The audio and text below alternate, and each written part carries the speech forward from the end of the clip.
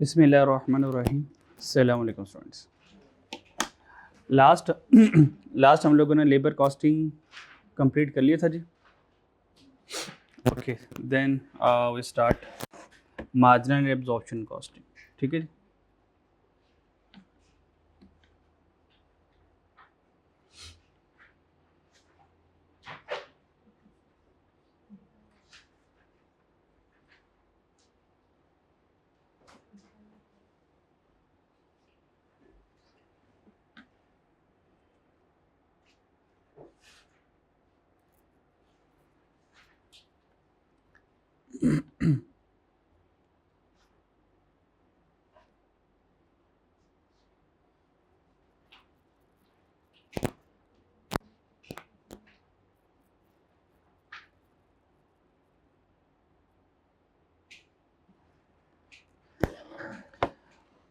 Marginal and absorption costing असल में ये डिसीजन मेकिंग का स्टार्टिंग पॉइंट है। यहाँ से हम डिसीजन मेकिंग के चैप्टर पर कदम रख देते हैं।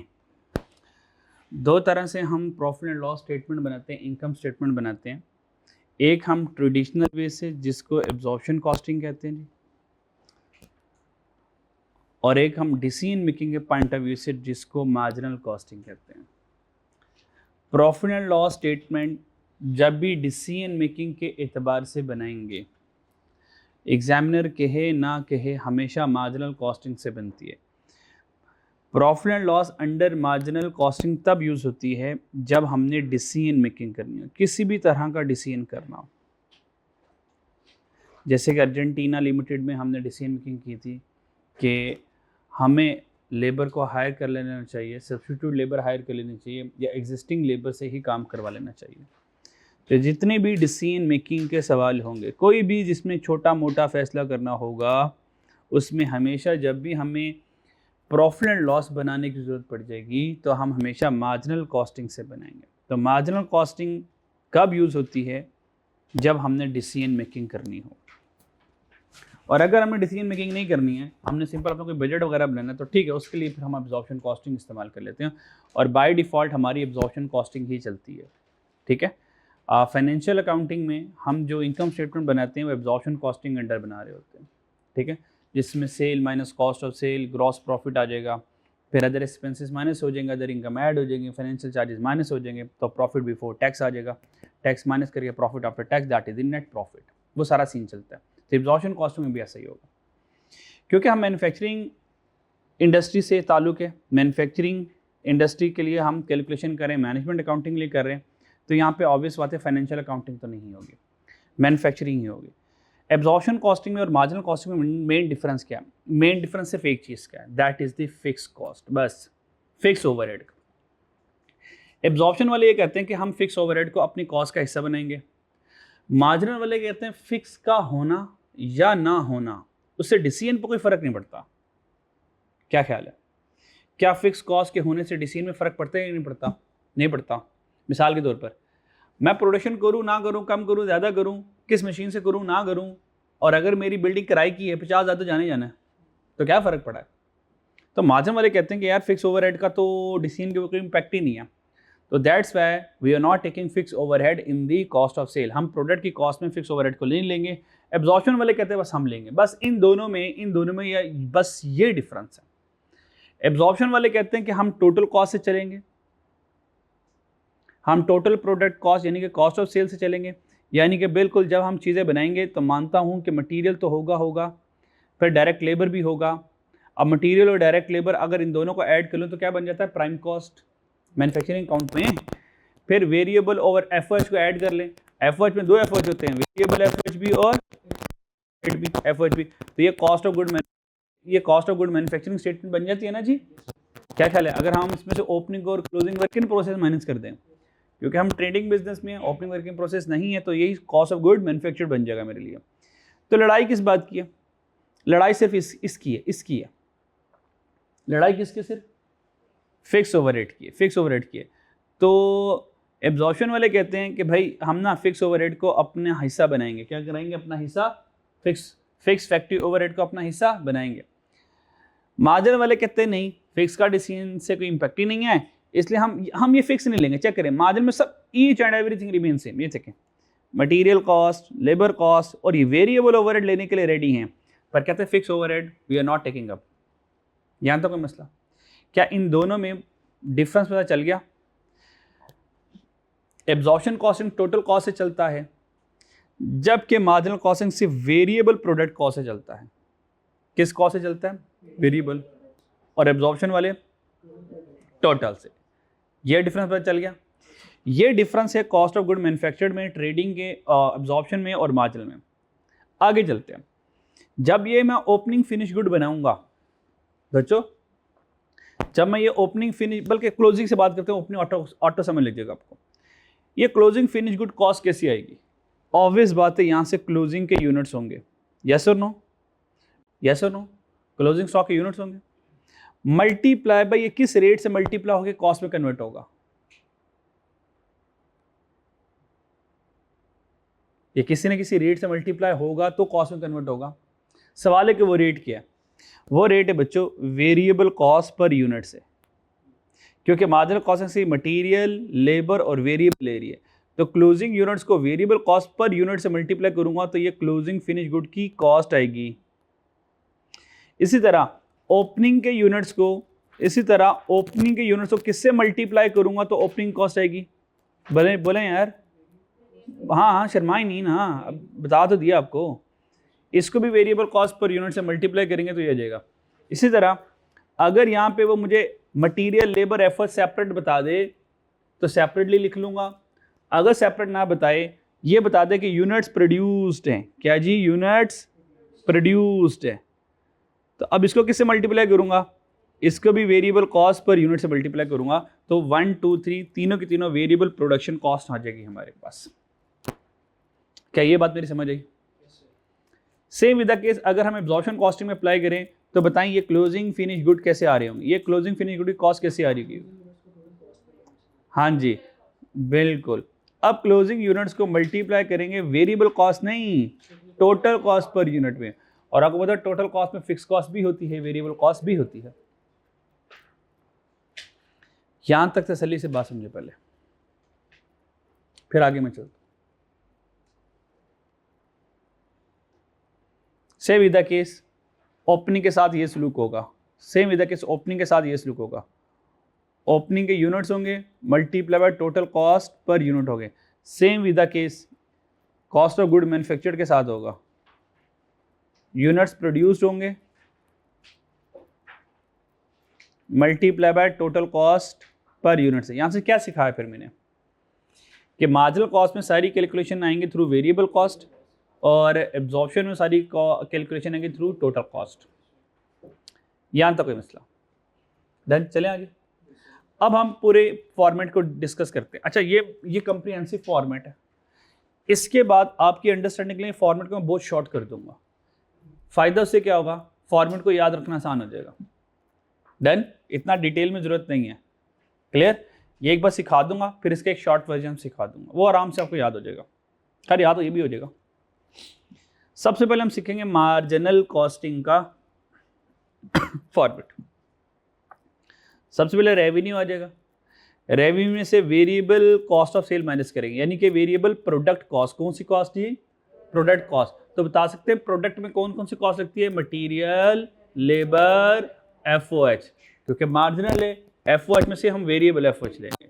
ये प्रोडक्ट कॉस्ट होती है। डन जी। हमें पता है कि बिजनेस की प्रोडक्ट कॉस्ट नहीं होती, नॉन प्रोडक्ट कॉस्ट भी तो होती है। चीज़ों को बनाना मकसद नहीं है, चीज़ों को बेचना भी तो मकसद है। तो चीज़ों को बेचने के बाद खर्चा भी तो आएगा। तो मार्जिनल कॉस्टिंग में पहले हम वेरिएबल प्रोडक्ट कॉस्ट माइनस करेंगे, फिर variable non product cost minus करेंगे, यानी कि एडमिन, सेलिंग, डिस्ट्रीब्यूशन जो वेरिएबल नेचर का होगा। मेरी बात समझ आई? इन अदर सेंस क्या मैं ये नहीं कहना चाह रहा कि मार्जिनल कॉस्टिंग में सेल में से ऑल वेरिएबल कॉस्ट माइनस करनी है, ऑल वेरिएबल कॉस्ट माइनस करनी है, प्रोडक्ट वाली भी और नॉन प्रोडक्ट वाली भी। Simple is that. यानी कि मार्जिनल कॉस्टिंग में जो जो वेरिएबल नजर आ रही है सबको माइनस करते जाओ, सबको माइनस करते जाओ, सबको माइनस करते जाओ। तो जब सेल माइनस वेरिएबल होता है, आपको पता है आंसर प्रॉफिट नहीं आता, कंट्रीब्यूशन आता है। ये तो क्यूएम में भी आप लोगों ने पढ़ा होगा। Sale minus variable cost contribution आता है। ये तो बेसिक सी बात है। यहाँ तो कोई मसला। और हमें पता है कि ऐसा नहीं हो सकता कि बिजनेस के फिक्स खर्चे ना हों, एक्चुअल फिक्स कॉस्ट तो आ रही होगी ना। मार्जिनल वाले कहते हैं कि हम डिसीजन मेकिंग का पार्ट नहीं बनाएंगे, यानी कि हम कंट्रीब्यूशन का उसका पार्ट नहीं बनाएंगे, लेकिन जो फिक्स कॉस्ट आ रही है क्या उसको इग्नोर कर देंगे हम? वो तो लेंगे ना प्रॉफिट तक पहुंचने के लिए। अब माइनस जो करोगा, माइनस जो करेंगे ना मार्जिनल वाले, याद रखिएगा बात, पक्की रखिएगा, मार्जिनल वाले फिक्स कॉस्ट माइनस करते तो हैं, लेकिन ये हकीकत वाली करते हैं। आपको पता है दो खर्चे होते हैं, एक बजटेड होता है और एक एक्चुअल होता है। तो मार्जिनल क्योंकि डिसीजन मेकिंग में है, तो डिसीजन मेकिंग में हम कोई बजटेड चीज नहीं ले सकते, इजाजत नहीं है। देखो आगे हमने फैसला करना है, फैसला करने के लिए हमें हकाइक लेने चाहिए या अंदाजे ले लेने चाहिए? हकाइक एक्चुअल चीजें लेनी चाहिए ना। अगर आगे हम बजटिंग के ऊपर डिसीजन करेंगे तो डिसीजन तो फारग हो जाएगा। तो that's why we are taking the बच्चों एक्चुअल फिक्स कॉस्ट। हम क्या करेंगे जी? एक्चुअल फिक्स कॉस्ट लेंगे। क्या मेरी बात समझ लग गई? अच्छा जी, एफओएस भी एक्चुअल लेंगे और नॉन प्रोडक्ट कॉस्ट के फिक्स भी हम क्या करेंगे? एक्चुअल लेंगे। यहाँ तो कोई मसला, और ये हम नेट प्रॉफिट फॉर मार्जिनल तक पहुंच जाएंगे। क्या मेरी बात समझ आई? यस और नो? यस और नो? ओके। अगर ये समझ लग गई तो अगर मैं मार्जिनल कॉस्टिंग का आपको आसान सा फॉर्मेट बनाऊं मार्जिनल कॉस्टिंग का, तो शायद मार्जिनल कॉस्टिंग का फॉर्मेट ये बनने वाला है, आसान सा, जो आपके साथ हमेशा रहे, जिसको आपको याद करने की ज़रूरत ना पड़े। ये वो फॉर्मेट है। मार्जिनल कॉस्टिंग में क्या करना है जी? आप चेक कीजिएगा हम क्या लिखते हैं। सेल लिख ली माइनस, वर्ड चेक कीजिएगा क्या लिखा है मैंने, क्या लिखा जी? ऑल वेरिएबल कॉस्ट माइनस करेंगे तो कहां तक पहुंचेंगे हम? बहुत अच्छे, तो हम पहुंचेंगे कंट्रीब्यूशन तक। फिर माइनस कर देंगे all fix cost, actual all fix cost, तो सारी की सारी फिक्स कॉस्ट माइनस करेंगे। लो जी, हेयर इज आवर डेस्टिनेशन। तो ये हमारा नेट प्रॉफिट आ गया। तो बस ये फॉर्मेट है मार्जिनल कॉस्टिंग का। क्या बताएं, मुश्किल है ये तो बच्चों वाला खेल है। क्या ख्याल है? क्या मुश्किल बात है जी? नोट करें जरा शाबाश।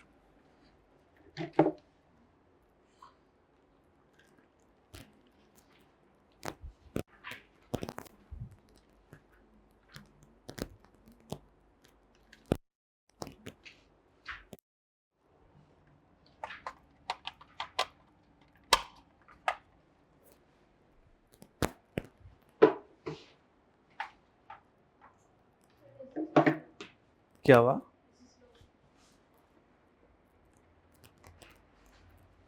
इजाज भी कुछ करे इसको।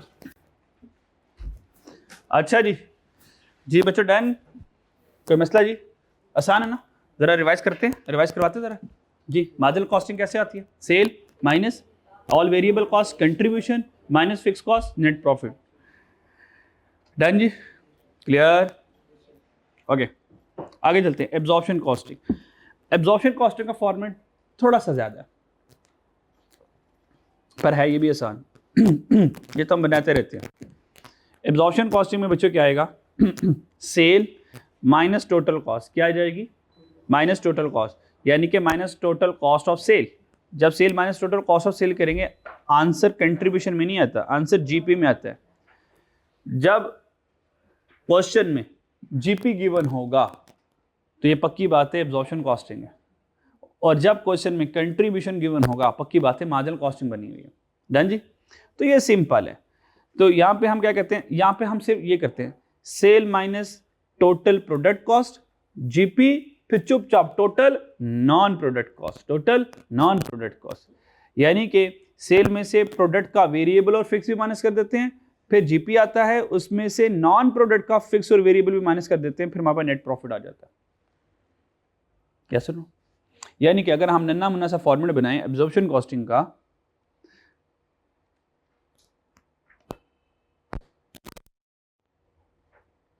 अच्छा करना आपने वो वाला याद है, ये है कि ताकि आपके पास ब्रॉडर विजन रहे, बस यही तो क्या करेंगे जी, सेल यहां पर आ गई, माइनस क्या करेंगे, total product cost. Total product cost क्या कर दी जी हमने, मेरी बात समझ आ गई। अब क्योंकि ये जो मार्जिनल है ना बच्चों, इसके पास ये एक्चुअल फिक्स कॉस्ट होती है। कौन सी फिक्स कॉस्ट होती है, एक्चुअल ओवरहेड होते हैं।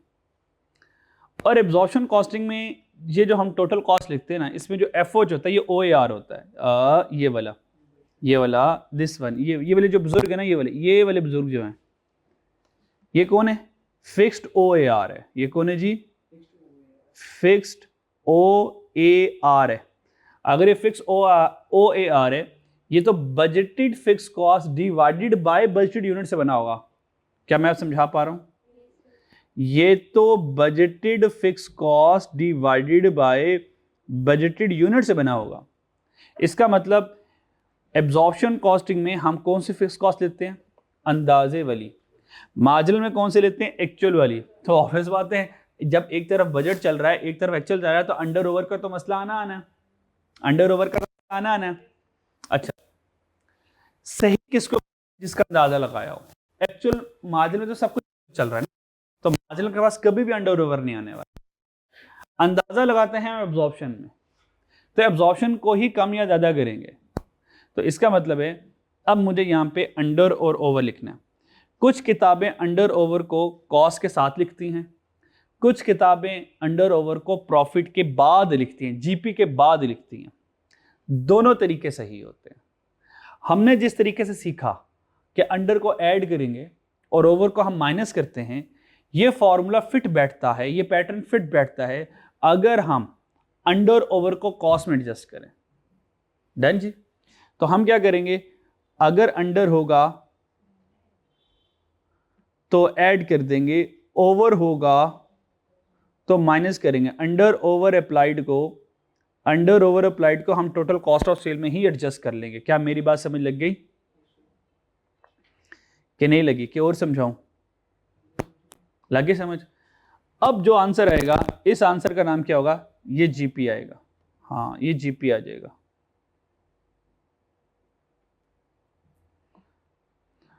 आगे बताएंगे क्या करना, आगे simple is that, total product cost आ गई और टोटल यहां से नॉन, ये लिखने की जरूरत नहीं, मैं तो वैसे ही लिख रहा हूं, सारा कोई फॉर्मेट आपके पास बना तो हुआ है, तो आप ज़्यादा टेंशन ना लें। टोटल प्रोडक्ट कॉस्ट कौन सी वाली जी, फिक्स वाली भी और वेरिएबल वाली भी, ठीक है। तो टोटल प्रोडक्ट कॉस्ट हम क्या करेंगे, माइनस कर देंगे, फिक्स प्लस वेरिएबल दोनों माइनस करेंगे, और लो जी हम भी यहाँ से नेट प्रॉफिट तक पहुँच जाएंगे। तो ये हमारे पास नेट प्रॉफिट आ जाएगा। ये दोनों का फॉर्मेट होता है, बस ये कंप्रिहेंसिव फॉर्मेट है यहाँ पे। डन, कोई मसला, जल्दी से ज़ियारत कर ले। एक सवाल करते हैं और उससे पहले अब रिकन्सिलेशन भी कर लेते हैं। पहले इसकी ज़ियारत कर लें, इस फॉर्मेट की, इसको नज़र मार लें।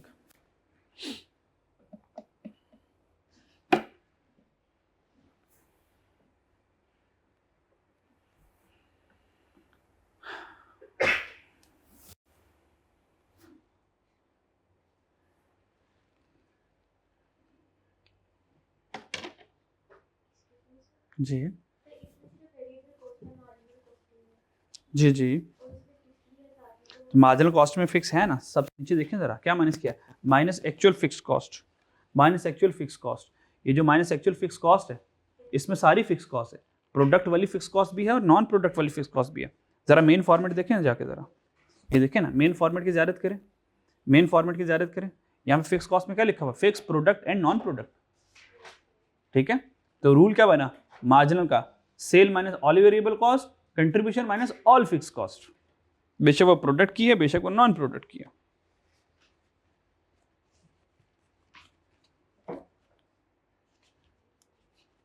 जी बच्चों, फॉर्मेट रन, फॉर्मेट रिवाइज हो गया जी, तक की बात। अच्छा जी, कोई मसला है तो पूछ ले मेरे से जी। तो बच्चों अगर आप किसी किताबों में ये देखें कि भाई हम तो अंडर को क्या करते हैं जी, ऐड, ओवर को क्या करते हैं, माइनस। और किसी किताबों में आप ये देखें कि उन्होंने अंडर को, या किसी क्वेश्चन में देखें उन्होंने अंडर को माइनस किया हुआ है और ओवर को ऐड किया हुआ है, तो आप ये समझेंगे या तो वो गलत या तो हम गलत। थोड़ा सा फोकस कीजिएगा, उन्होंने जो अंडर को माइनस किया है ना वो कभी कॉस्ट में नहीं कर सकते। हाँ, अगर वो कॉस्ट में करेंगे तो गलत लिखा हुआ है। डन जी। तो उन्होंने प्रॉफिट को लिखा होगा। ऑब्वियस बात है, जब मैं प्रॉफिट में कोई चीज ऐड करूंगा तो कॉस्ट बढ़ती है तो प्रॉफिट कम होता है। अगर हम कॉस्ट को बढ़ा रहे हैं तो प्रॉफिट कम होता है उससे। ये रिवर्स चलता है, कॉस्ट और प्रॉफिट का रिलेशन। डन जी, hope so you have done जी। कोई सवाल है जी? चलें आगे। अब आती है इसकी रिकंसिलिएशन और अंडर ओवर अप्लाइड का मसला। ये मसला तो हम ओवरहेड में सुलझा चुके हैं। अंडर ओवर हेड कैसे आता है? Applied effort. और अप्लाइड एफर्ट कैसे आता है? प्लीज प्लीज बोले, मुझे भूल गया जरा। अप्लाइड एफर्ट कहते हैं actual unit multiply by OR per unit. क्या अलावा भी कोई और तरीका है जिससे अप्लाइड एफर्ट आ सकता है?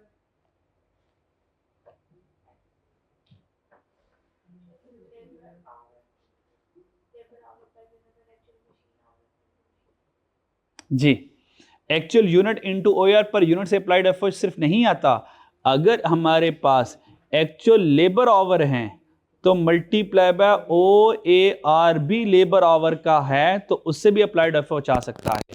और अगर मेरे पास एक्चुअल मशीन आवर हैं तो उसको अगर OAR पर मशीन आवर से मल्टीप्लाई कर दूं तो अप्लाइड उससे भी आ सकता है। ये जरूरी नहीं है कि एक्चुअल यूनिट हो तो अप्लाइड आएगा, एक्चुअल लेबर हो तो भी आ सकता है, एक्चुअल मशीन हो तो भी आ सकता है, सेम आएगा। क्या मेरी बात समझ आ रही है? तो ठीक है, उसको एक्चुअल से मुकाबला करेंगे, अंडर ओवर आ जाएगा। क्या अंडर ओवर को एक्सप्लेन करने की जरूरत है मुझे? ओके। फिर एग्जामिनर बहुत सारे सवालों में इस चैप्टर में रिकंसिलिएशन करवाएगा कि ठीक है, जो आपने वो ये कह देगा कि मार्जिनल कॉस्टिंग के साथ आप क्या करें, इनकम स्टेटमेंट बना दें, और एब्जॉर्प्शन कॉस्टिंग के साथ आप इनकम स्टेटमेंट बना दें। फिर उसके बाद कह देगा भाई रिकंसाइल भी कर दो। क्या कर दो जी? रिकंसाइल कर दो। अब रिकंसिलिएशन कैसे करनी है, इसके भी दो तरीके, ये किताबों में आप दोनों तरीकों देखोगे। कुछ हजरात स्टार्ट करते होंगे मार्जिनल से और कुछ करते होंगे एब्जॉर्प्शन से। मैंने जो आसान तरीका बनाया हुआ है वो तब फॉलो होगा जब आप एब्जॉर्प्शन से स्टार्ट लेंगे।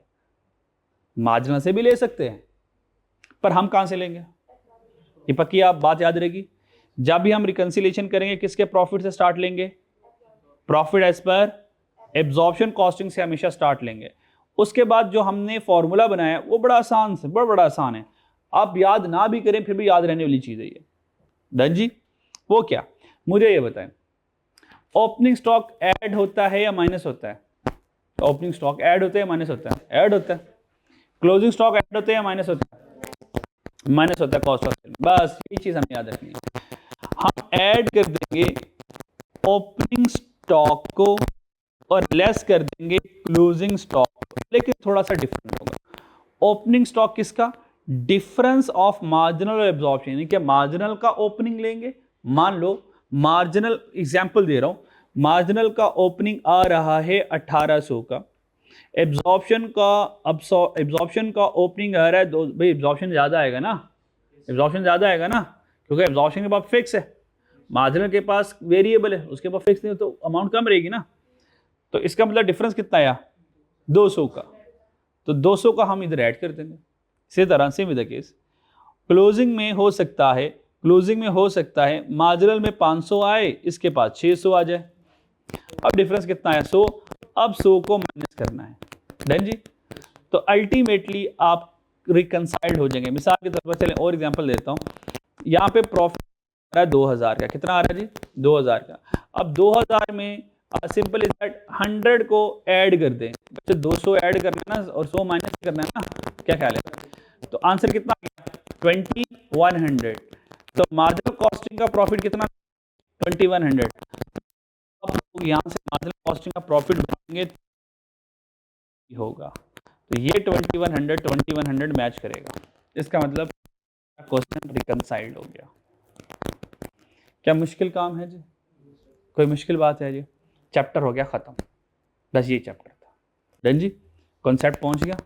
अब एक एग्जांपल करवाऊंगा ताकि आप थोड़े से फॉर्मेट से यूज टू हो जाएं, फिर डायरेक्ट हम पास पेपर में छलांग लगा देंगे। डन।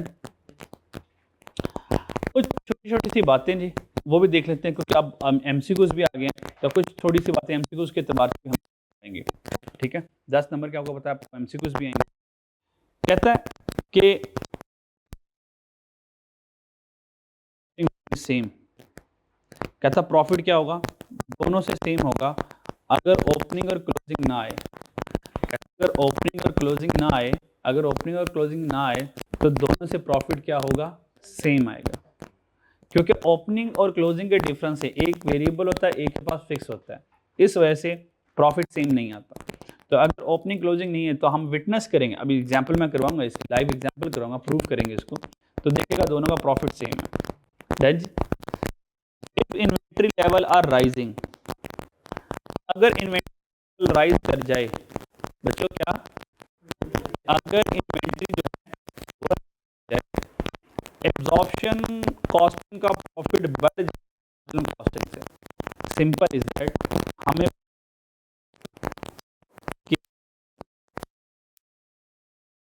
के साथ क्या रिलेशन होता है बताओ आप लोगों को, डायरेक्ट होता है या इनवर्स होता है, डायरेक्ट होता है।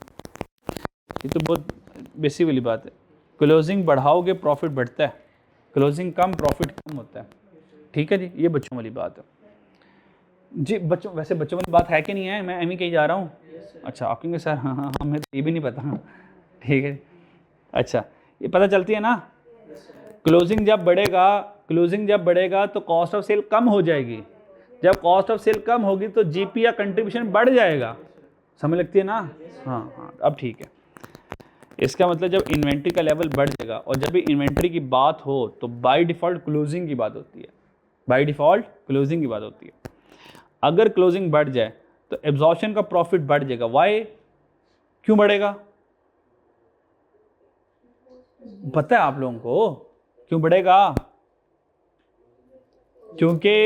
क्योंकि एब्जॉर्प्शन के क्लोजिंग के पास फिक्स भी होता है, उसका क्लोजिंग इन्वेंट्री ग्रेटर अमाउंट से आती है, तो वो प्रॉफिट बढ़ा देगा। डन जी, क्लियर।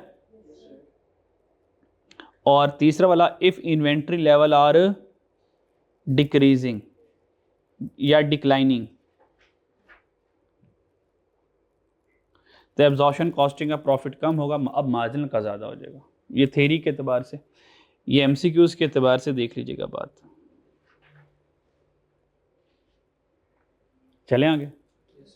ओके, कुछ छोटे छोटे से पॉइंट्स हैं, मेन पॉइंट्स किधर गए यार,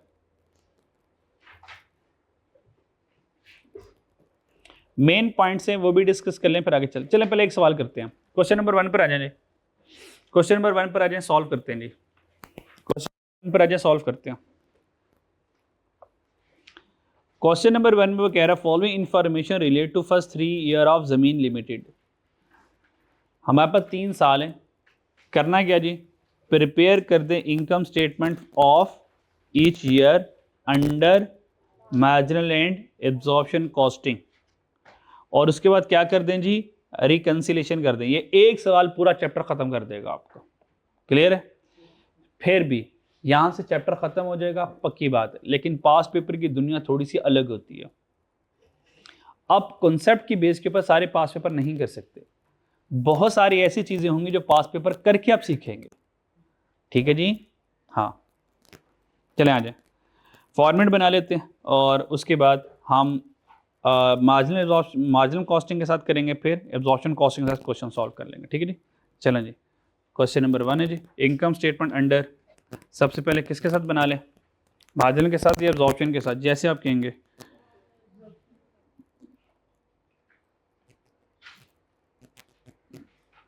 जी, एब्जॉर्प्शन के साथ। अच्छा, मेरा मशवरा ये है कि आप सबसे पहले इनकम स्टेटमेंट बनाएं मार्जिनल के साथ, मार्जिन में वैरायटियाँ कम होती हैं, चीज़ें सीधी होती हैं, मार्जिन से ऐसे बनाएंगे।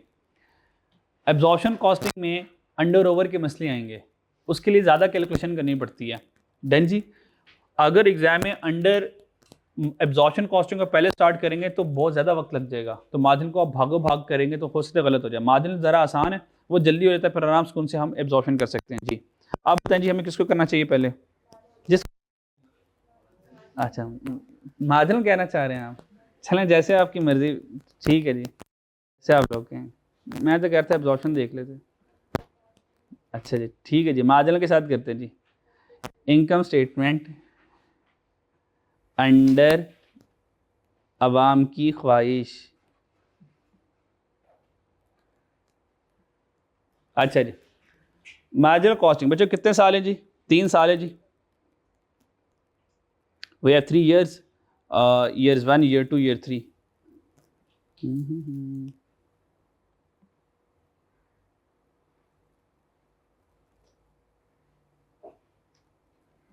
year 1, year 2। अच्छा, आप लोग 2 सफ़े यूज़ करेंगे? आप लोग मेरी तरह कंजूसी ना करना, एक ही सफ़े पे कॉलम बना के लगे होंगे। नहीं, एक तरफ मार्जिन चलेगा आपका, अगले सफ़े पे एब्जॉर्प्शन चलेगा। हाँ हाँ, ये ना आप एक सफ़े के 2 टुकड़े कर रहे हो। ऐसे तो नहीं किया किसी बच्चे ने? चल अच्छी बात है, वो फिर मैस बच जाएगा। ठीक है जी, सबसे पहले बच्चों, सबसे पहले क्या लिखेंगे जी? सेल लिखेंगे जी।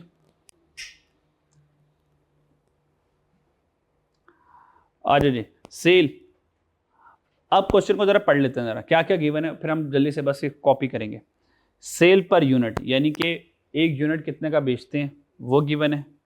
डायरेक्ट मटेरियल कॉस्ट एक यूनिट की, डायरेक्ट लेबर कॉस्ट एक यूनिट की, वेरिएबल ओवरहेड एक यूनिट का। बड़ी अच्छी बात है, यहीं से मुझे पता चल गया कि बच्चों, यहीं से मुझे पता चल गया भाई तुम तीनों तो मार्जिनल के लिए हो, तुम तीनों तो मार्जिनल के लिए हो। और यहां से लेके यहां तक तुम चलोगे वेरिएबल कॉस्ट पर यूनिट जो कि मार्जिनल में यूज होंगे, और फिक्स वाले भाई अगर तुम ये हो फिक्स कॉस्ट पर यूनिट, और अगर दो तुम्हें भी मिला लिया जाए तो तुम एब्जॉर्प्शन के लिए आओगे।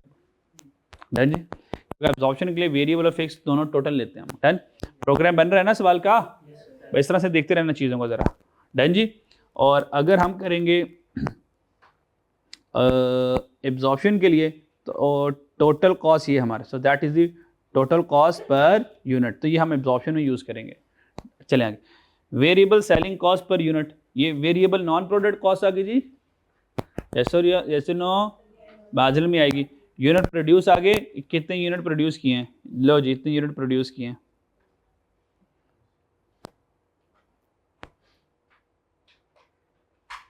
अच्छा, यूनिट सोल्ड इतने आगे। Actual total fix, actual total fix overhead, तो लिख लो तुमने तो मार्जिनल में उड़ते उड़ते जाना है, और एक्चुअल टोटल फिक्स एडवांस तुमने भी मार्जिनल में जाना है। याद तो कोई मसला? चलें आगे। ओके, अभी बहुत सारी कैलकुलेशन ऐसी हैं जो यहाँ पे नहीं हैं, वो हम इस डेटा को यूज करके वो कैलकुलेशन हम खुद करेंगे। Done, clear? वो अब कौन कौन सी करनी है वो तो अब क्वेश्चन को आगे चलाएंगे तो हमें पता चलेगा।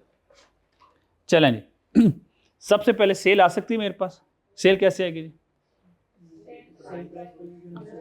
बहुत अच्छे, माशाल्लाह माशाल्लाह, ज़बरदस्त, ये काम करेंगे आप। डन जी, 26 मल्टीप्लाई बाय 5000। जी बताएं सेल कितनी आती है?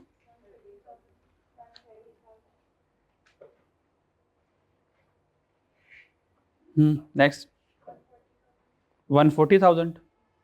ये 140,000 आया होगा 28 multiply by 3600।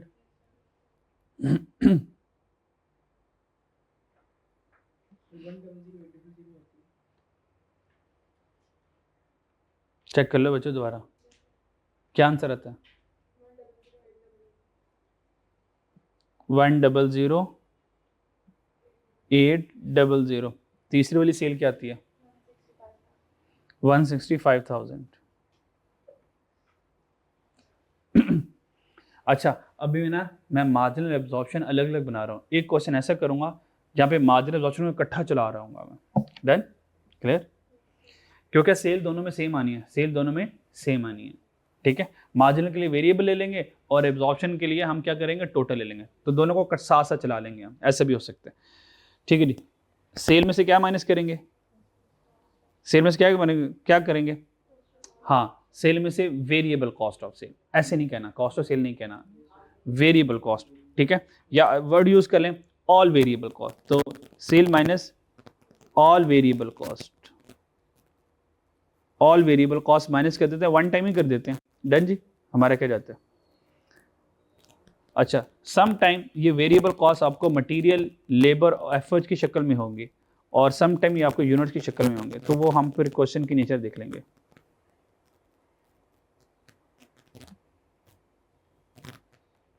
All variable cost में आ जाए। अब आ जाए सबसे पहले इस सवाल में कि ये वेरिएबल कॉस्ट कैसे कैलकुलेट करवा रहे हैं। अच्छा जी, हमारे पास यूनिट प्रोड्यूस कितने जी, 5000। यूनिट बनाए कितने, 5000, और बेचे कितने हैं, 5000। इसका मतलब ना ओपनिंग है ना हमारे पास क्लोजिंग है। डन। ज़रा इसे आगे साल के चलें, इसके आगे चल, आगे भी ऐसा ही हो रहा है। अगर आगे भी ऐसा हो रहा हो तो ओपनिंग क्लोजिंग में लिखूंगा ही नहीं, लेकिन आगे चेक करें, मैंने 42 बनाए लेकिन बेचे कम, तो सेकंड ईयर तो क्लोजिंग बच गया। और अगर सेकंड ईयर क्लोजिंग आ रहा होगा, वो क्लोजिंग तीसरे साल का ओपनिंग तो बन गया होगा। इसके बाद सवाल में ओपनिंग क्लोजिंग तो आ रहा है, पहले साल का नहीं आ रहा, तो इसका मतलब मैं ओपनिंग की जगह छोड़ देता हूँ। तो यहाँ पर हमारे पास आ जाएगा ओपनिंग स्टॉक, यहाँ पर आ जाएगा हमारे पास ओपनिंग स्टॉक। ओपनिंग स्टॉक कितना है नहीं पता। फिर आगे लिखते हैं प्रोडक्शन कॉस्ट। प्रोडक्शन कॉस्ट भी लिख सकते हैं, COGM भी लिख सकते हैं। क्या लिखना चाहेंगे आप? COGM, cost of good manufactured. Cost of good manufacture का मतलब क्या, यूनिट्स प्रोड्यूस्ड। भाग के जाएं, देख कर यूनिट कितने बनाए आप लोगों ने, 5000 यूनिट्स बनाए हैं। और इसकी वेरिएबल कॉस्ट पर यूनिट देखिए कितनी है जी 10 + 3 13 + 4 17 है, 17 है। तो क्या करूँगा, 5000 मल्टीप्लाई बाय 17 कर दूंगा। यहाँ तक बच्चों कोई मसला, पक्की बात? चलें जी, आंसर कितना आया, 85,000। पक्की बात, 85,000। इसके अलावा माइनस करूँगा यहीं से क्लोजिंग स्टॉक। अब क्लोजिंग स्टॉक यहाँ से मैं ऐसे करके माइनस करूँगा, वो मेरे पास है ही नहीं, तो खैर माइनस करने के लिए मेरे पास कुछ भी नहीं है। So that's our cost. अच्छा ये आ गया। अच्छा चलते हैं, माइनस करते हैं यहाँ से, माइनस कर, अच्छा हम कंबाइन चला रहे हैं, हम ना कंबाइन चला रहे हैं, ठीक है जी। माइनस करते हैं फिर जी variable cost, variable cost minus करनी है ना हमने, ठीक है। वेरिएबल कॉस्ट माइनस कर दें,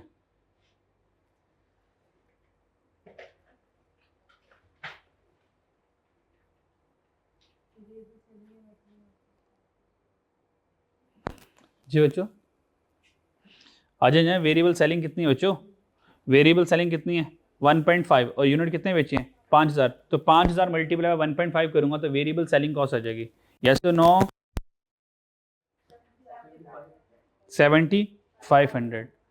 तो variable selling cost, variable selling जी, वेरिएबल सेलिंग कैसी है जी जी 5000 मल्टीप्लाई बाय 1.5। तो जैसे कि यहाँ पे हमने इसको किया था 5000 मल्टीप्लाई बाय 17, वेरिएबल सेलिंग आई थी 5000 मल्टीप्लाई बाय 1.2। डन। चलें जी 1.5 है, 1.5। ये सारी वेरिएबल कॉस्ट माइनस होगी, आंसर क्या है इसका ज़रा 7500। तो इसने भी माइनस होना है, इसने भी माइनस होना है, ऑल वेरिएबल कॉस्ट माइनस होगी, तो ये हमारे पास है कंट्रीब्यूशन। जी बताएं कंट्रीब्यूशन कितना आता है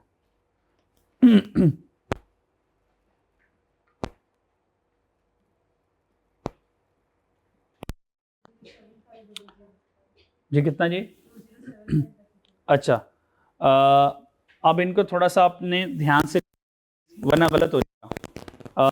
जिस कहूँगा इस तरह से लिखने का लिखिएगा, इस तरह से गलती नहीं होगी, गलती नहीं होगी।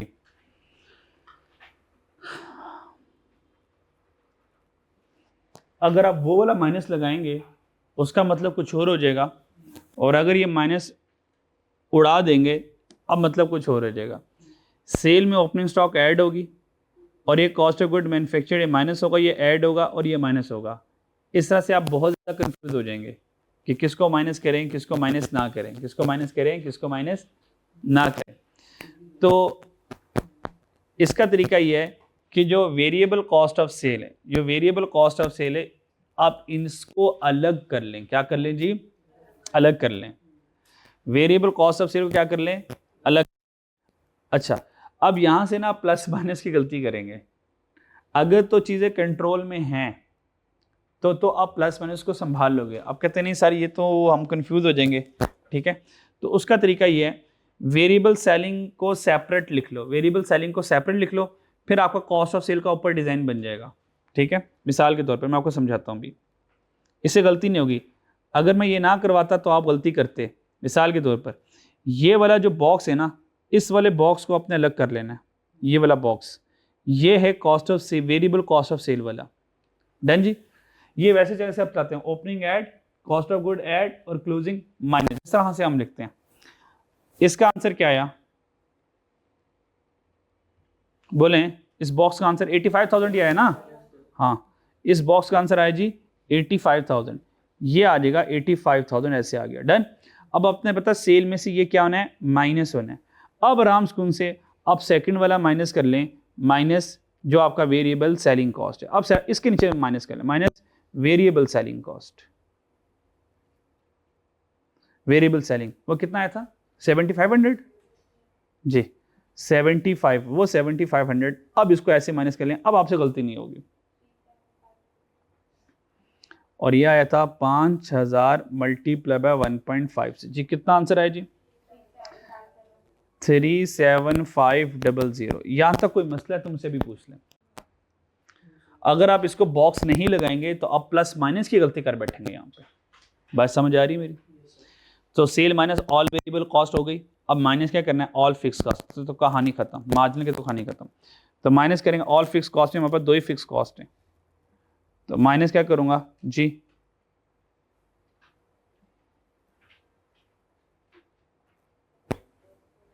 जी सवाल में देखें जी, नोट्स हैं ना आपके पास सारे, प्रिंट करवा लिए जी। अच्छा जी, आ जाए जरा बच्चों। एक है 12,600 और एडमन है जी 4,000। 12,600 और 4,000 दो हैं। तो actual fix overhead, actual effort कितना जी, 12,000। ओके, 12,600 और एडमन कितना जी, एक्चुअल एडमन आ गया 4,000।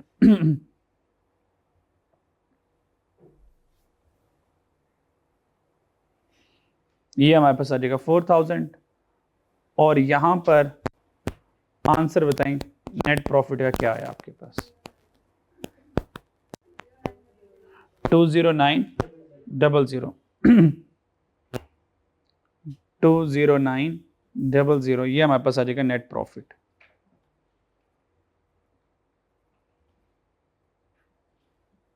यहां तक बच्चों कोई मसला, ठीक है। अब इसी फॉर्मेट को कॉपी पेस्ट करो ईयर 2 के लिए, ईयर 3 के लिए। अब जल्दी से मुझे लिखवा दें। ओपनिंग नहीं है लेकिन क्लोजिंग आ जाएगा आज। ईयर 2 में क्लोजिंग था, वो हमने पढ़ लिया था।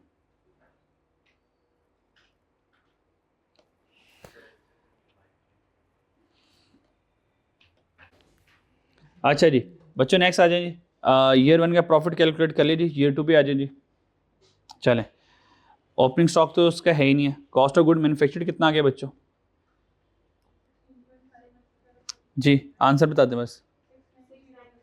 69300। क्लोजिंग बता दें बच्चों, क्लोजिंग, क्लोजिंग क्लोजिंग क्लोजिंग, नहीं क्लोजिंग का प्रोग्राम नहीं बना बच्चों। सेकंड में क्लोजिंग कितने बच्चों, यूनिट कितने बनाए, 4200। और यूनिट सोल्ड कितने किए, 3600। तो रिमेनिंग क्या हो गया, क्लोजिंग आ गए। अगर आप चाहें इसकी सेपरेट वर्किंग करना चाहें तो सेपरेट वर्किंग कर सकते हैं, कोई इशू नहीं है। अगर आपने करनी है तो जी बच्चों, करनी है जी, ठीक है। ये तो बेसिक है ना, कंट्रोल है, बहुत कम्प्लेक्स नहीं जी। आंसर बता दें, 9900। 9900, अच्छा जी। बॉक्स को सॉल्व करें सिर्फ, और उसका आंसर बताएं, बॉक्स का जी।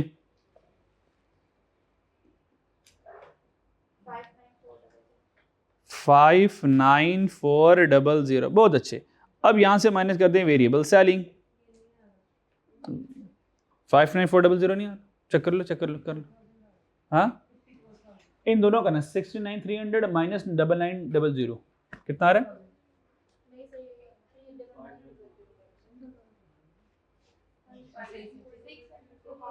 सही है। चलो वेरिएबल सैलरी को बताएं फिर। 5400। कंट्रीब्यूशन बता दें। 36,000। और एक्चुअल तो दोनों देख देख के लिखने हैं। जी बताएं जरा।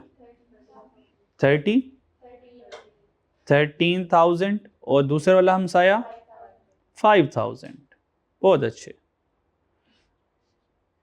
आंसर बता दें जरा नेट प्रॉफिट का। 18,000। Okay, got it. 18,000। ठीक है। अब ये आए, ये जो क्लोजिंग बना होगा बच्चों, ये तीसरे साल का ये ओपनिंग बन गया होगा। इसको तो यहाँ पे मैं डायरेक्ट कॉपी पेस्ट कर सकता हूँ। 9900 तो ये ओपनिंग आ गया। क्लियर हो गया जी? आगे बताएं। COGM यूनिट प्रोड्यूस कितने हैं? 101,400। ठीक है जी। क्लोजिंग बताएं इसका।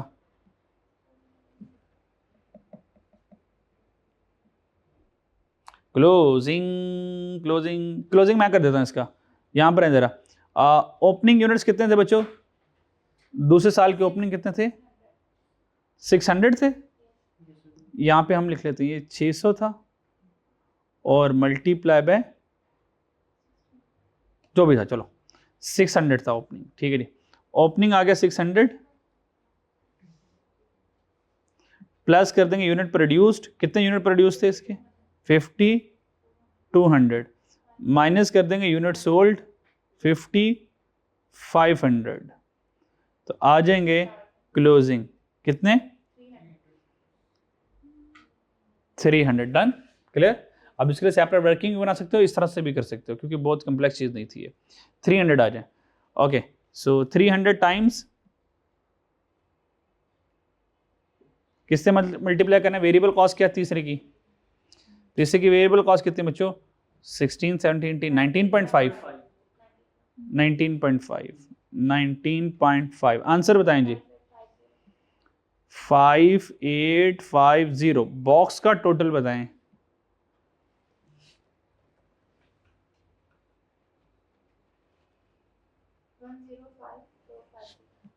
1054550। ओके 50। वेरिएबल सेलिंग बताएं। 8250। कंट्रीब्यूशन जनाब 97200। और यहां से एक्चुअल फिक्स ओवरहेड आ जाएगा।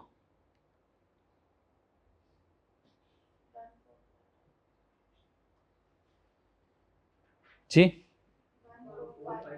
ये क्या है? 14500। सात वाला हमसाया नेट प्रॉफिट 76700। डन जी। अच्छा क्लियर। अब ये हमने क्या बना लिया? Income statement under marginal costing. बच्चों यहां तक तो मसला। अब हम बनाएंगे income statement under absorption costing. अच्छा अगर मैं 1 साल की बना दूं, इसके बाद सोच रहा हूं एक पास पेपर करवा दूं, सारा तो खैर वो भी नहीं हो पाएगा, आधा ही हो पाएगा। क्या अगर मैं 1 साल का करवा दूं, बाकी इस साल का आप संभाल लेंगे? अगर मैं 1 ईयर का करवा दूं, उससे बाकी ईयर संभाल लेंगे ना आप लोग? चले आ जाए।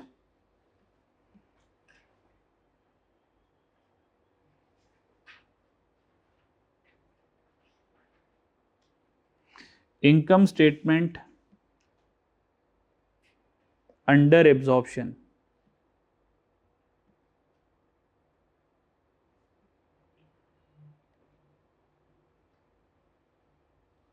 Absorption costing under income statement.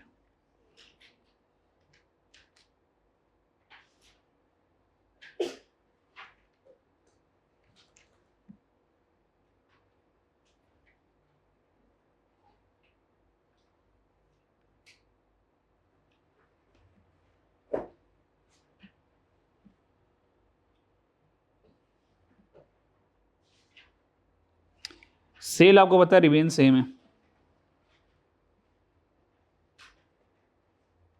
Cell को तो कॉपी पेस्ट कर रहे हैं ना, 130 100 800 165,000 डन। चले अब आ जाए नेक्स्ट, लेस करेंगे जी, लेस करेंगे टोटल प्रोडक्ट कॉस्ट। सारा डिजाइन सेम रहेगा बच्चों, सारा डिजाइन क्या रहेगा, सेम रहेगा, वही वाला case, opening stock plus cost of goods manufactured और लेस करेंगे क्लोजिंग स्टॉक। ओपनिंग स्टॉक हमारे पास नहीं है, कॉस्ट ऑफ गुड मैन्युफैक्चर्ड है हमारे पास, यहीं से देखेंगे हम, यूनिट्स यहीं से देख लेंगे। ये देखो 5,000 अब 17 नहीं, अब 17 में क्या करेंगे, ये दो ये भी ऐड करेंगे, यानी कि 19 का अब रेट बनेगा। क्या मेरी बात समझ आई जी? तो क्या बनेगा 5,000 मल्टीप्लाई बाय 19, आंसर क्या आया 95,000। क्लोजिंग इसका नहीं है, तो इस बॉक्स का हम अगर टोटल करें तो इस बॉक्स का टोटल क्या आता है जी 95,000 ही आता है। ओ रुके रुके, ब्रेक लगाएं। हाँ, अंडर ओवर एब्जॉर्ब को भी इसके अंदर ही लेकर आना है, कॉस्ट ऑफ सेल का हिस्सा बनाना। अब उसके लिए मुझे कैलकुलेशन करनी पड़ेगी सेपरेटली, सेपरेट कैलकुलेशन करते हैं जी अंडर ओवर एब्जॉर्ब के लिए।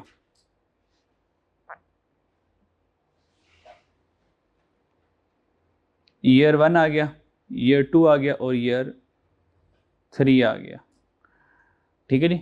तो बल्कि इसके नीचे कर लेते हैं,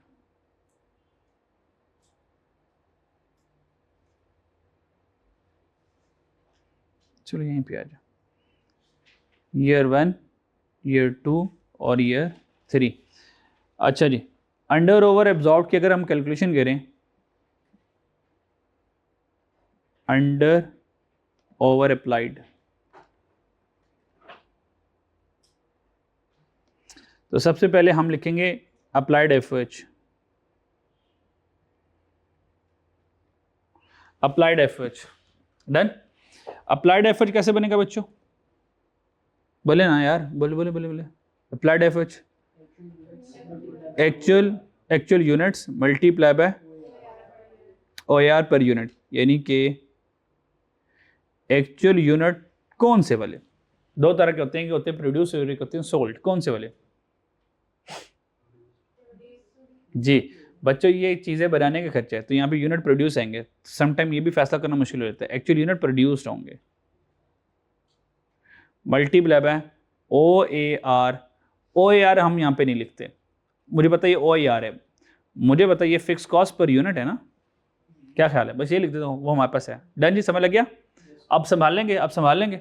चलो अब ईयर 1 का बताओ अप्लाइड एफर्ट क्या आता है, ईयर 1 का बताएं अप्लाइड एफर्ट क्या आता है।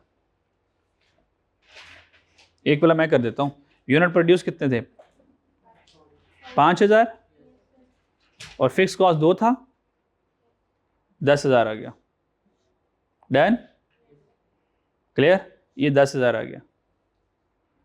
और एक्चुअल तो आपको पता है नीचे गिवन है, जो हमने मार्जिन में यूज किया एक्चुअल एफएच, एक्चुअल एफएच हमने मार्जिन में यूज किया, वो कितना था जी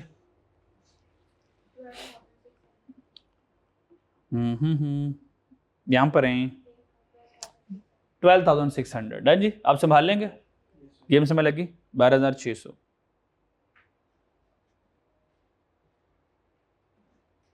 तो यहां पर आ गया 12,600।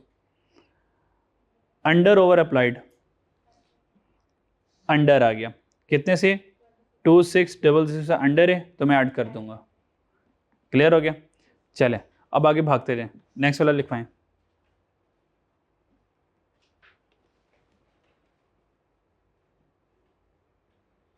बाकी ईयर के कैलकुलेट कर लेंगे, कर लेंगे ना, पक्की बात है कि मैं कर दूं? हाँ कर लेंगे, बस ठीक है, मैं इसी से काम चला रहा हूँ। भाई अंडर कितना आ गया 2600, क्योंकि मैंने पहले साल को सॉल्व किया 2600। 2600 में क्या करूंगा, ऐड कर दूंगा, ऐड कर दूंगा अंडर एब्जॉर्ब्ड, कितना जी 2600 को ऐड करना है। अब ये मेरे पास पूरा बॉक्स तैयार हो गया है। अब इस पूरे बॉक्स को क्या करूंगा, सॉल्व करूंगा। जी बच्चों आंसर बताएं। 97600, ये हमारे पास आ गया sale minus total product cost, fix और वेरिएबल दोनों के साथ, फिक्स और वेरिएबल दोनों के साथ। आंसर क्या आएगा जीपी में, आंसर किस में आएगा जी, जीपी में आ जाएगा। ग्रॉस प्रॉफिट, जी बताएं ग्रॉस प्रॉफिट क्या आता है।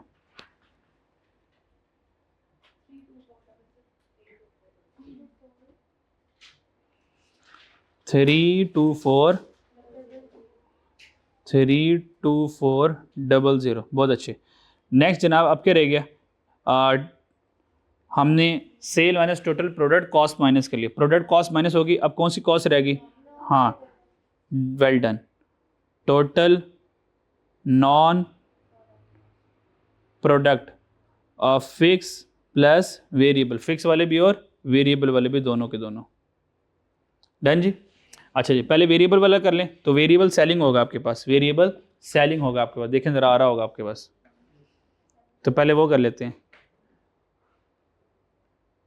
वेरिएबल सेलिंग, आपको तो वेरिएबल सेलिंग नॉन प्रोडक्ट है जी, वो कितना जी ये इसको करना ना, ये देखिए ये वेरिएबल सेलिंग है, 5000 multiply by 5000 multiply by 1.5, 5000 multiply by 1.5, 7500, यहाँ तो कोई मसला बच्चों।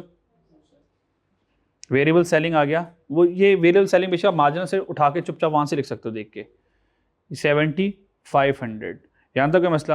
अच्छा अब फिक्स में कौन सा माइनस करूँगा जी, फिक्स में किसका माइनस करूँगा, फिक्स में कितना, फिक्स में दो फिक्स थे, बताएं कौन सा माइनस करूँगा, दोनों करूँगा या कोई एक करूँगा, ये सवाल में देखें ना यार, इधर आए इधर आए इधर आए, दो फिक्स आ रहे हैं, क्या दोनों माइनस करूँगा, एक माइनस करूँगा या कोई भी माइनस नहीं करूँगा जी। हाँ वेल डन बच्चों, एक्चुअल एडमन एंड सेलिंग, बच्चों ये मार्जिनल में भी जाएगा और एंड एब्जॉर्प्शन में भी जाएगा, क्योंकि एब्जॉर्प्शन में तो फिक्स ओ आर कैलकुलेट ऊपर कर लिया हुआ हम लोगों ने, अंडर ओवर भी कैलकुलेट कर लिया हुआ हमने। डन, तो ये एक्चुअल वाला एडमन वाला है, ये मार्जिनल में भी जाएगा और एब्जॉर्प्शन में भी जाएगा, तो एब्जॉर्प्शन में से एडमन वाला जाएगा, एक्चुअल नहीं जाएगा, क्योंकि एब्जॉर्प्शन के पास तो एक्चुअल एफर्ट हो ही नहीं सकता। डन जी, वो तो एब्जॉर्ब लेके बैठा होता है। ठीक है, एडमन एंड सेलिंग 4000 माइनस कर देंगे, तो यहाँ पे हम माइनस करेंगे एडमन एंड सेलिंग, 4000 यहाँ से हमने क्या कर दिया, माइनस कर दिया। So here is our answer. जी बताएं आंसर क्या आता है जी। अब ये चेक करो मार्जिनल वाला भी यही होगा, क्योंकि इसका पहले वाला साल का हमारे पास ना ओपनिंग था क्लोजिंग, चेक करें सेम होगा। ये आंसर क्या आया 20900, तो यहाँ से आपको ऑटो पता चल गया कि मेरा ईयर 1 तो कैलकुलेशन सही हुआ, क्योंकि ओपनिंग क्लोजिंग हमने पहले ही पढ़ा था, अगर ओपनिंग क्लोजिंग नहीं है तो फिर मार्जिनल का प्रॉफिट हो और एब्जॉर्प्शन का प्रॉफिट हो वो दोनों सेम होंगे। अब दूसरे साल का क्लोजिंग आ गया, चेक कीजिएगा दूसरे साल का प्रॉफिट बदल जाएगा इनका। क्या गलत है, क्या ये 97200 नहीं है क्या फिर, ओहो बड़ा फर्क है, 51300। अब चेक करो नेट प्रॉफिट भी गलत होगा फिर तो,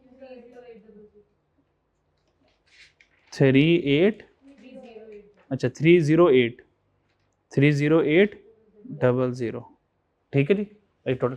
अच्छा बाकी ईयर 1 ईयर 2 कर लेंगे जी, पक्की बात है कि मैं करवा दूं। ओके समझ लग गया ना कि मार्जिनल एब्जॉर्प्शन कॉस्टिंग कैसे चलनी है और रिकंसिलेशन कैसे होनी है। ओके और यहाँ से आप अंडर ओवर भी संभाल लोगे कि मैं अंडर ओवर करवा दूं, बस हो जाएगा। ठीक है, और रिकंसिलेशन भी करवानी है मुझे, रिकन्सिलेशन भी करवानी है मुझे, रिकन्सिलेशन पर आ जाए ज़रा, रिकन्सिलेशन करवा दूँ।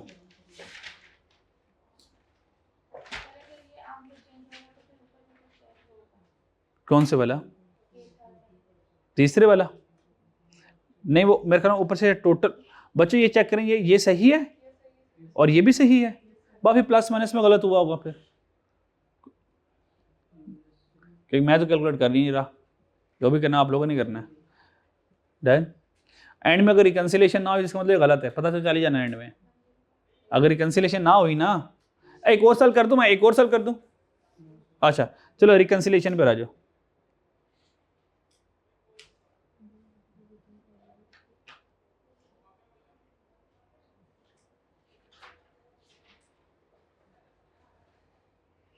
रिकन्सिलेशन में हमारे पास 3 साल आएंगे, ईयर 1, ईयर 2 और ईयर 3। 3 सालों की रिकन्सिलेशन करनी है और स्टार्ट कहाँ से करेंगे जी?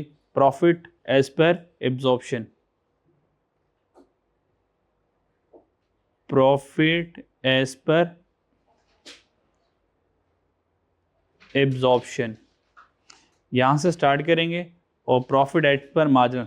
अच्छा पहले साल तो ओपनिंग भी नहीं है, क्लोजिंग नहीं है, तो मेरे लिए तो बड़ी आसानी वाली बात है। डन जी। प्रॉफिट एज पर एब्जॉर्प्शन पे हैं कितना है? प्रॉफिट एज पर एब्जॉर्प्शन पे हैं कितना है हमारे पास? जी बच्चों 20900। ये तो रिकन्सिलेशन कराए बगैर रिकन्सिलेशन है, ठीक है जी। आंसर आ गया 20900 ऐसे। अच्छा ऐड क्या करना है जी? डिफरेंस ऑफ ओपनिंग स्टॉक, किसका? मार्जिनल का एंड एब्जॉर्प्शन का। है ही कोई नहीं, है ही कोई नहीं। होता तो मैं कर देता, अगले सवाल में आएगा ना, माइनस करूंगा difference of closing stock margin absorption का।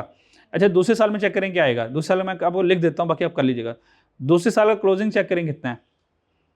दूसरे साल हमारे पास नहीं है ख्याल, 9900 है, नजर आ रहा है? ये वाला दिस वन, ये 99 नजर आ रहा है। और इसी तरह आपको दूसरे साल का यहाँ पे ये वाला यहाँ पे एक क्लोजिंग स्टॉक यहाँ पे नजर आ रहा होगा, इसका और इसका डिफरेंस ले लीजिएगा। डिफरेंस लेना है, प्लस माइनस को नहीं देखना, प्लस माइनस नहीं, वो नेगेटिव आ रहा है पॉजिटिव, इस चक्कर में नहीं पढ़ना, डिफरेंस देखना क्या आ रहा है। वो जो डिफरेंस आएगा उसको क्या करना है? क्लोजिंग को माइनस कर देना। डन। तो क्योंकि हमारे पास ओपनिंग भी नहीं है और हमारे पास क्लोजिंग भी नहीं है, तो चेक करें मार्जिनल का प्रॉफिट भी यही निकलेगा जो हमारे पास एब्जॉर्प्शन का निकला है, तो इसका मतलब हमारी रिकन्सिलेशन हो गई।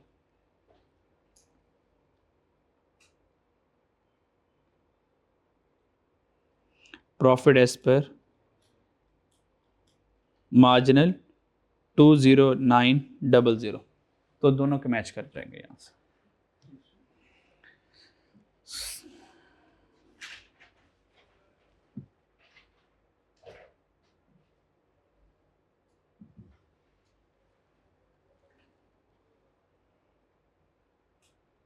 जी बच्चों कोई कन्फ्यूजन, कोई प्रॉब्लम, कोई चीज़ पूछना चाहें?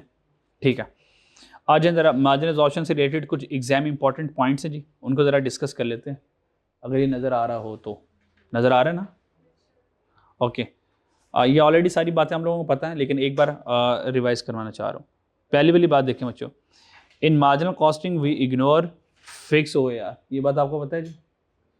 मार्जिनल कॉस्टिंग में फिक्स OAR को इग्नोर करते हैं, मार्जिनल कॉस्टिंग में फिक्स OAR नहीं आता, ये बात पता है ना आप लोगों को?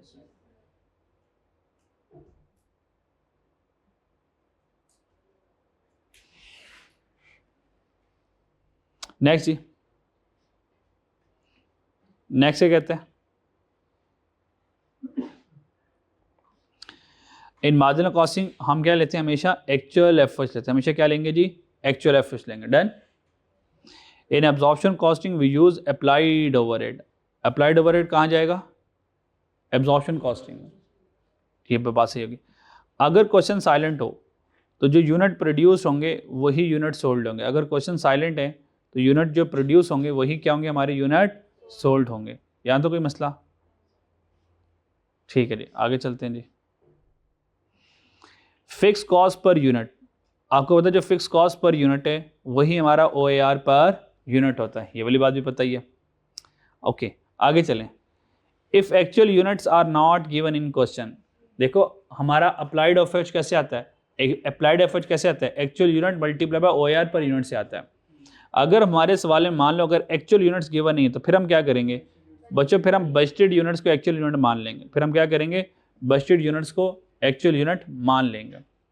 मेरी बात समझ लगी? ओके अब एग्जामिनर ने मिसाल के तौर पर एग्जाम में 2 तरह के यूनिट्स दे दिए हुए हैं, एक लिखा हुआ budgeted unit produced 10,000, budgeted unit produce 10,000 और यूनिट प्रोड्यूस लिखा होगा यहाँ पे ड्यूरिंग द ईयर। क्या लिखा हुआ?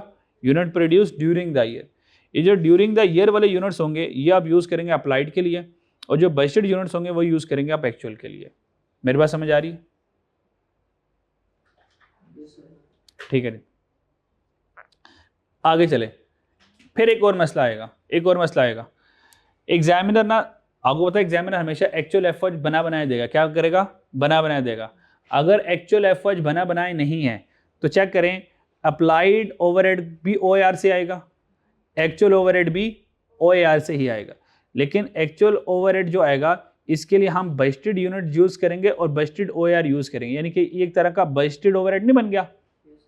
देखें ज़रा गौर करें, अगर एग्जामिनर हमें एक्चुअल ओवरहेड नहीं दे रहा तो फिर हम बजटेड यूनिट्स और बजटेड OAR को कैलकुलेट करके बजटेड ओवरहेड होगा, वो जो बजटेड ओवरहेड होगा वो हमारा एक्चुअल ओवरहेड ही होगा। तो जब एक्चुअल नहीं होगा तो एक्चुअल की जगह पर कौन आएगा? बजटेड। अप्लाइड कभी भी नहीं आ सकता, डन जी।